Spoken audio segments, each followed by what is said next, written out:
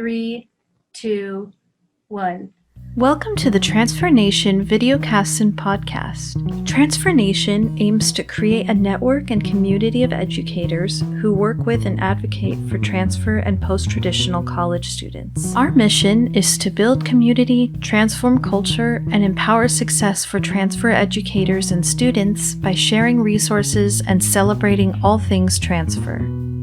Hello and welcome back to the Transfer Nation videocast and podcast. We're so glad you're here. Thank you for tuning in or watching. My name is Chrissy. I'm one of the hosts for the Transfer Nation podcast, and you're tuning in to a very special edition of our Student Stories Initiative, where we interview transfer students who are either currently attending community college or have transferred, or students who have already transferred and are now graduated and are alumni. And that's what our amazing guest that we have today falls under. Her name's Kaelyn Grace Apple, and she is a proud transfer student alumni. And so I'll let her go ahead and introduce herself and tell us a little bit about herself before we get started. So welcome, Kaelyn. We're so glad to have you here. Hello, everyone. Thanks so much for having me. My name is Kaelyn Grace Apple. I graduated from UCLA in 2019.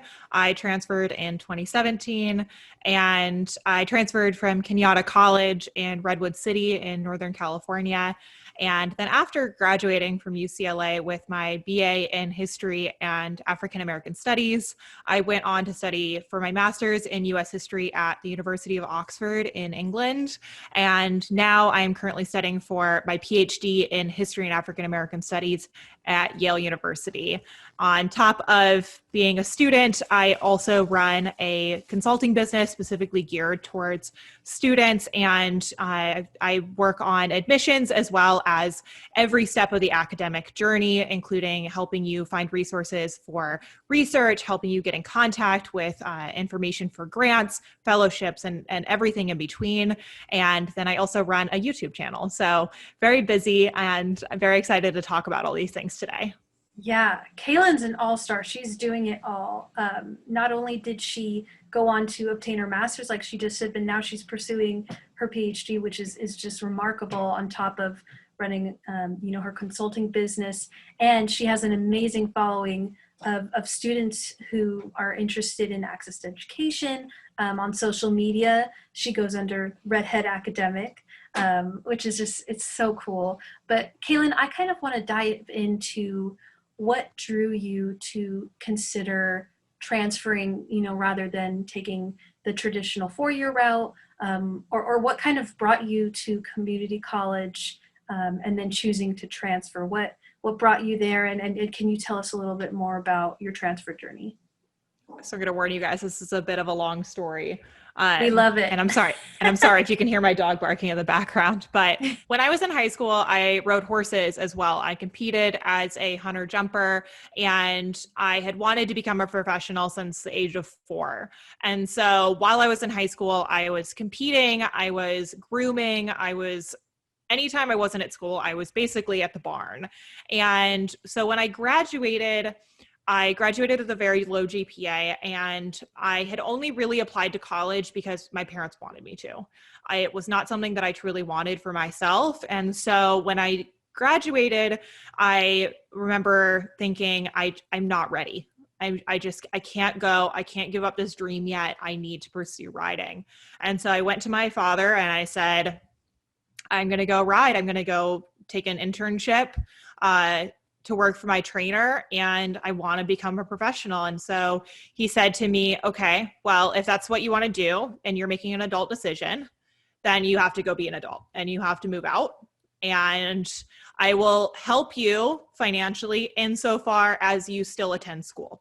So I started in community college, getting very poor grades. Actually, I had C's. I had several withdrawals. I was competing all the time, and I was working probably minimum 10-hour days, 6 days a week.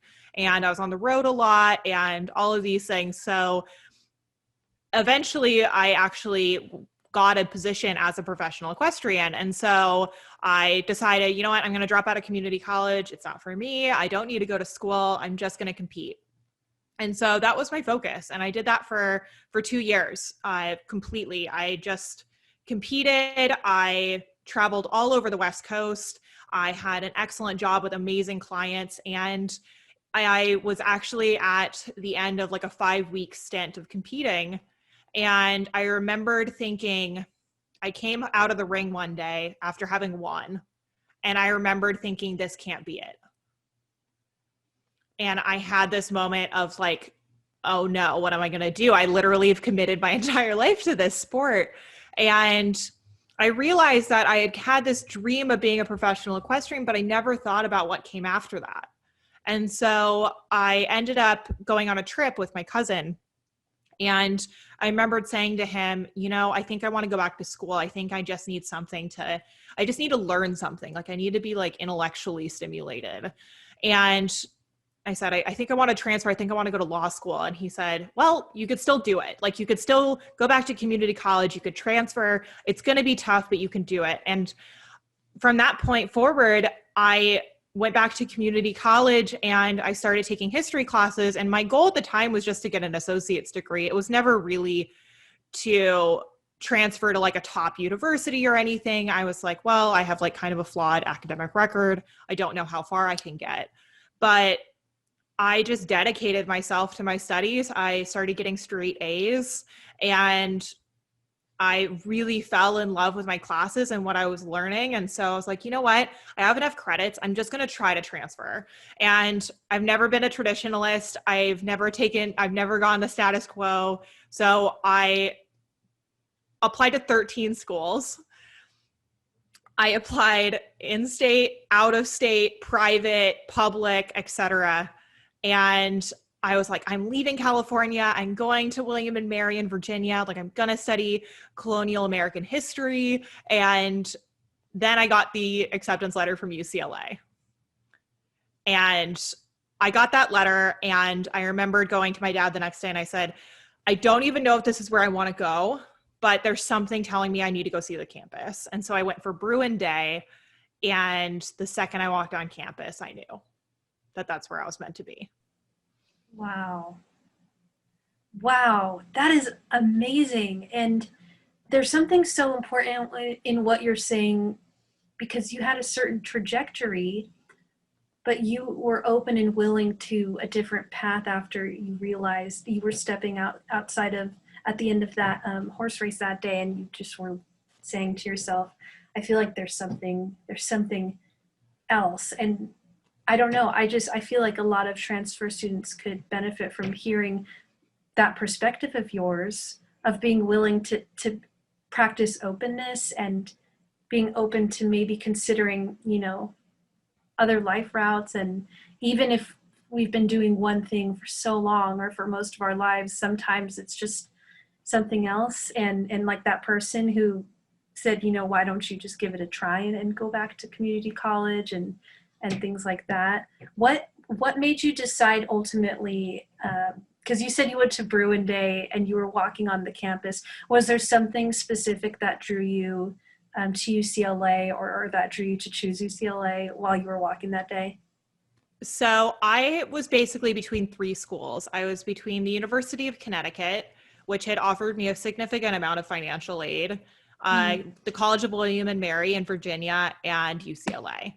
And I recognized that the UCLA transfer community was something I was not going to get elsewhere. All the schools I had applied to on the East Coast didn't offer anything related to transfer students. And it was just that you were going to get your list of classes and they were just going to throw you into the mix. And I didn't get to have that freshman college experience, and I felt very lost. And the one thing that I remember most vividly was hearing Heather Adams actually speak about the importance of the community and the importance of actually having resources that are allocated to transfer students, which is why Bruin Day for me was just so special, because there was an allocated day just for transfer students, which to me showed that the institution really valued that community and what it would bring to the academic environment. And so for me, the transfer community at UCLA was next to none. And so it was the campus, it was the transfer community, and it was immediately a sense of like belonging. And I'm somebody that deeply believes in intuition. I am very, very cautious about thinking my way through things and making sure that I'm making decisions based on intuition rather than fear. And I remembered walking onto campus and then just feeling immediate calm. Like I just knew I was meant to be there. I remember seeing students walking around, and although I understood that UCLA was a very academically rigorous place, people seemed very at peace there and they seemed happy. Whereas when I went to some other schools, I'd see students and they just looked like completely bogged down by their work. And there was just something about the UCLA environment, and this holds true, like even in my experience at UCLA, that it is a truly magical place. Gosh, you touched on a lot of amazing, important points. I do want to say that Kaelyn mentioned Heather Adams. For those who are listening for the first time, Heather Adams actually founded Transfer Nation. She's the one who started this amazing network and community of people who are passionate about transfer students. She, of course, also hosts the podcast as well. But yeah, everything you're saying about, making sure that you're going to a place that is receptive to transfers. It's amazing that there's a community there, but going somewhere where you feel like your identity as a transfer student will be celebrated, will be taken in, will be empowered further. And I love that you felt that. And I also love what you're saying about intuition. That's really important. That's something I think sometimes as a transfer student, it can be really easy to just go with what might seem like or look like the right thing to do, because our path's not traditional. It's a little different. And keeping Absolutely. an eye out, internally for that intuition, like you did a really good job of doing. I hope students who are listening to this today can take some time to think about their own intuition, their, gut feeling of what feels like the right path for them. And it seems like through Redhead Academic and the other things you're involved in, you are really helping students with channeling that type of intuition.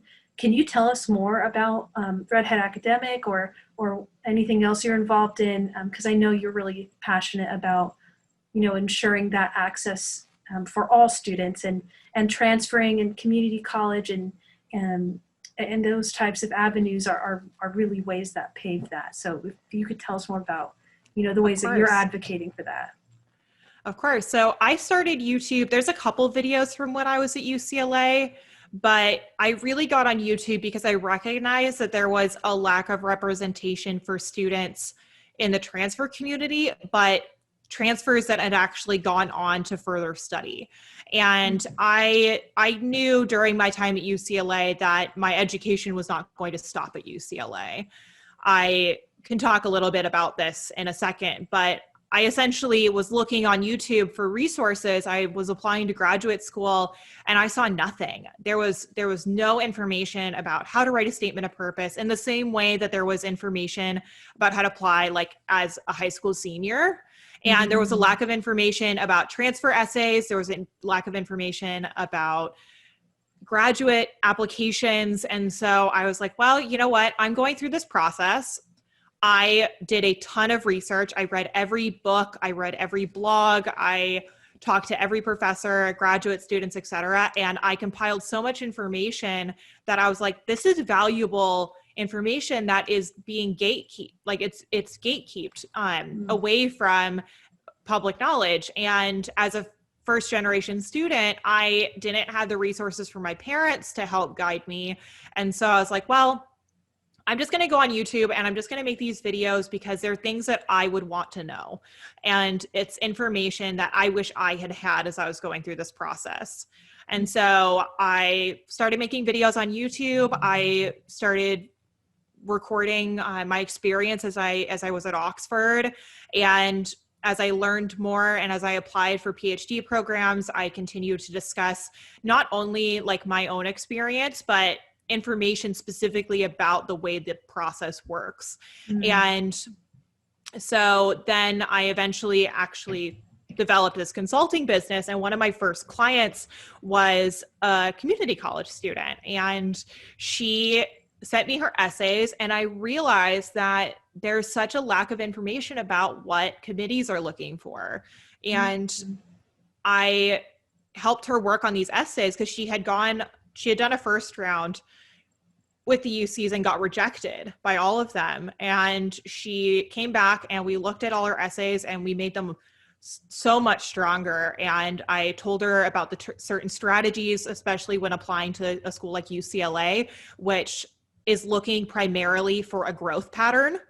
And I helped her with those essays. And then I started helping more students with transfer essays and with graduate school applications. And that became my business. And that's when I started Accepted Consulting.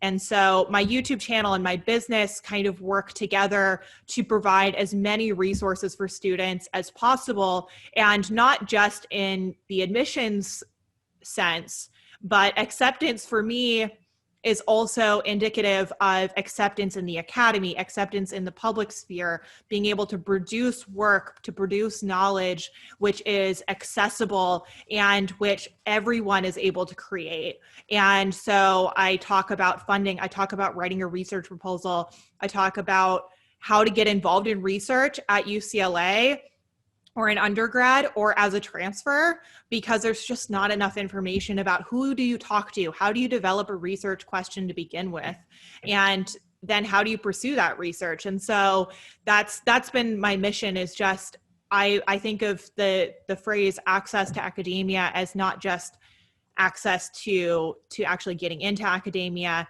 but to continue being successful within the parameters, but also beyond. I also want my work to be transferable to the public sphere, and I want the work of my clients to be accessible and for them to do great things and to help them reach the absolute pinnacle of their abilities. Yeah.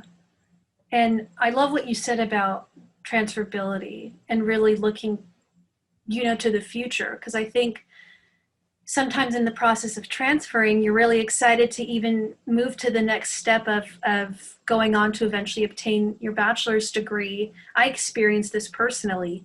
I was so excited to even say that I could obtain a degree that I wasn't looking too much even into what would happen after that. I had plenty of friends who are transfer students who were very prepared and were already thinking 2 steps ahead, but it's just this interesting balance of you're trying to live in the moment, but you're also, now you have to think about, do you want to do grad school? Is that something you even want to go on to do? And Exactly. And you helping equip students with the skills of transferability and giving them skills that they can use in multiple different spheres. That is so important, especially as a transfer student, especially as again, you're trying to both live in the moment but prepare for what's next. Yes. So yeah, that's wonderful. And speaking of equipping transfer students and things of that nature, what do you feel like, Kaelyn, is one tip that you would give to a transfer student, or that you wish you knew while you were in the process of transferring, or even at the community college level? So I actually have 2 pieces of advice. And the first is kind of going back to an initial point that was made, which is be open to pivoting. Be open to the idea that the path that you've set out for yourself may shift, and that is not something that you should feel shameful for. I remember thinking I was going to go directly to law school. And as I was developing my research at UCLA and writing my honors thesis, I remembered feeling this identity crisis because I couldn't let go of the idea that I would have to stop doing research in the same way. Like, of course, you can go to law school and you can write research papers, but it wasn't going to be the same. And I remembered going to my professors and saying, like, I don't know what to do. And they're like, well, I think you're meant to go to graduate school.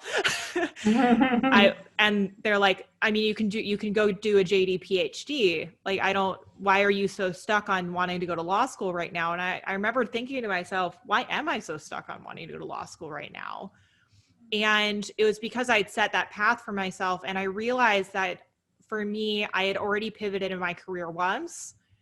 I needed to be more open-minded about being able to pivot along the way and being able to process that and feel like I was living in the moment, but also moving forward, even if that meant I had to change course every once in a while.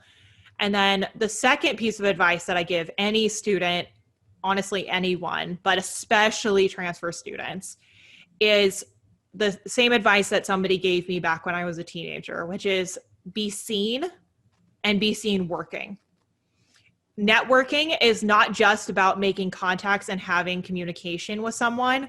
It is about being seen as somebody that has integrity, that has work ethic, and that has determination. So go to those events. Like, do not just do the bare minimum. Put yourself in situations where you can meet someone and expand your learning and your mind and your thought process. So I made a point of going to one public lecture or seminar per week.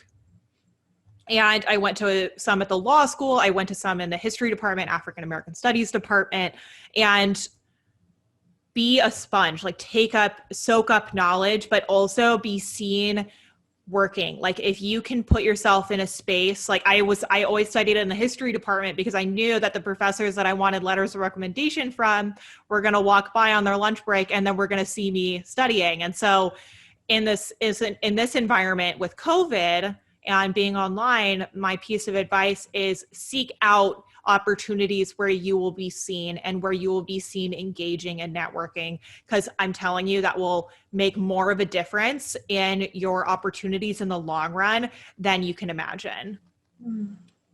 So those are my two pieces, my most important piece of advice. Yeah, there's a lot of different there's so many rich tips that you just gave, and so many different names we could use for this episode. Be a sponge, be seen, be open to pivot. I love that, because those are all so crucial to experiencing success as a transfer student. Everything you touched on, and a lot of things you're touching on, Kaelyn, I don't know if a lot of transfer students are aware that these are things that they can do, like attending, like you said, public seminars, and things of that nature. And I loved that you're set out to show the students who are not always coming from traditional backgrounds that these are resources and opportunities that are available to them. And I love what you said, that you can still be seen even in this time of COVID. Even in the Yes. time of living over Zoom, there are still opportunities, and unfortunately you might have to work a little harder to find them, but they are there and you're still going to thrive. And this pandemic will not limit you to being seen and being able to take your experiences with you into the future. And so I love that you touched on that. But with that being said, like, that was like kind of some tips you would give to transfer students. What is one thing you wish educators, like faculty or administration or professors, any decision makers at the schools, what's something you wish they knew about the transfer experience? I would say that I had a very positive experience with faculty members at UCLA that were very open to working with transfer students, but I did know some of my friends that had kind of a negative experience, and that professors thought that perhaps transfer students hadn't been trained as rigorously. Mm-hmm. And I wish that faculty members and kind of administrators were aware that transfer students are going to come in with a different set of skills and a different set of expertise than their other students, and their freshman students in particular.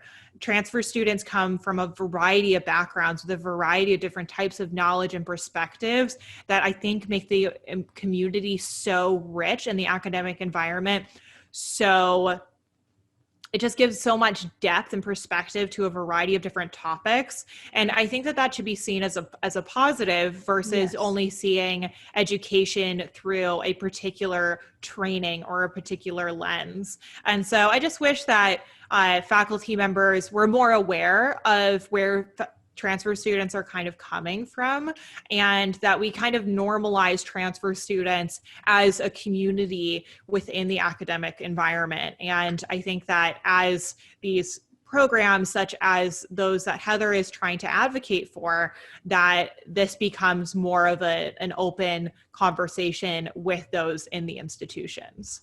Yeah, 100%. And something you said about how they're bringing, depth to the narrative and